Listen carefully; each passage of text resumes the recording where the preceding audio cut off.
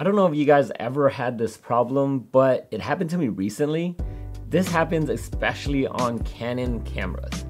Do you know your custom buttons 1, custom 2, and custom 3? Have you ever had a problem where it's grayed out? Well, it happened to me recently, and I swear I searched everywhere on how to fix it. I'm talking about YouTube videos, blogs, and I couldn't find it anywhere. So I went through the menu and I searched every single one. And guess what? I finally found it. If you guys haven't found the solution, or if it ever has happened to you, watch this video. I'll show you how to fix it. First, go into the menu, custom function menu, page 2. It should say restrict shooting modes.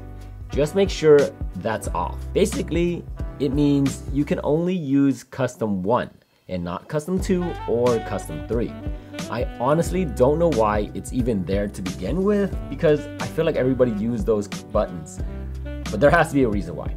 I just don't know what it is. Now, it's always gonna be off forever, at least for me. I know this is a quick video, but I didn't want to skip it because I had a problem with it. So if I had a problem with it, that means somebody else out there probably had the same problem. If you guys find this video helpful, make sure you hit that like button.